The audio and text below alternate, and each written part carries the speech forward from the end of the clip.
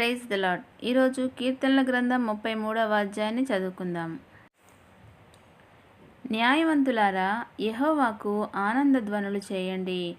దైవ సంస్తుతి చేయటం నిజాయితీపరులకు తగిన పని.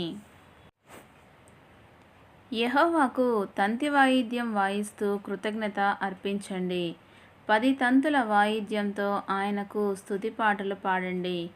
ఆయనకు క్రొత్త కీర్తన ఆలపించండి.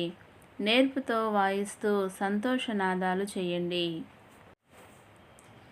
ఎందుకంటే యెహోవా వాక్కు యథార్థం, ఆయన కార్యకలాపాలన్నిటిలోనూ నమ్మకంగా ఉన్నాడు. నీతి న్యాయాలంటే ఆయనకెంతో ఇష్టం. యెహోవా అనుగ్రహంతో లోకమంతా నిండి ఉంది. యెహోవా వాక్కు మూలంగా ఆకాశాలు కలిగాయి. ఆయన నోటి శ్వాస చేత వాటి సమూహమంతా కలిగింది. ఆయనే సముద్రాన్ని జలరాశిగా రూపొందించేవాడు, అగాధ జలాలను నిధిగా సమకూర్చేవాడు. యెహోవాకు లోకమంతా భయపడాలి. యెహోవా అంటే భూనివాసులంతా భయంతో నిలవాలి. ఎందుకంటే ఆయన మాట్లాడాడు, అలాగే జరిగింది. ఆయన ఆజ్ఞాపించాడు, అలానే స్థిరంగా ఏర్పడింది. జనాల సమాలోచనలను యెహోవా వమ్ము చేస్తాడు, ప్రజల ఉపాయాలను భంగం చేస్తాడు.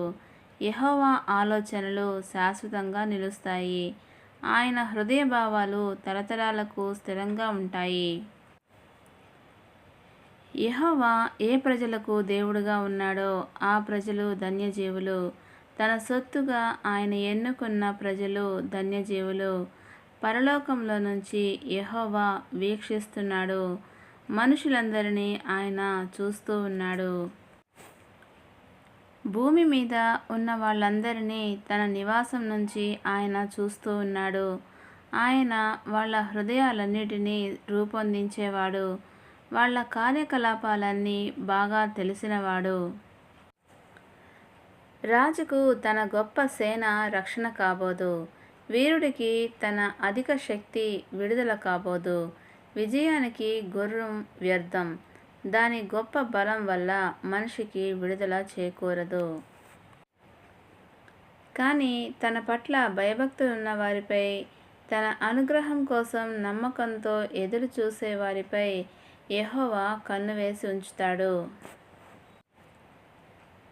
వారి ప్రాణాన్ని మరణం నుంచి తప్పిస్తాడాయన. కరువు కాటకాలలో వారు చావకుండా చేస్తాడు. మనం యెహోవా కోసం చూస్తూ ఉన్నాము. ఆయనే మనకు సహాయం, ఆయనే మనకు డాలు లాంటివాడు.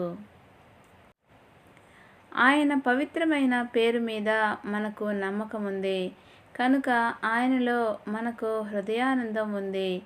యెహోవా, మేము నీ కోసం ఆశాభావంతో ఎదురు చూస్తున్న విధంగానే నీ అనుగ్రహం మా మీద ఉండనియ్యి. దేవుడి పరిశుద్ధ వాక్యమును దీవించునుగాక. ఆమెన్.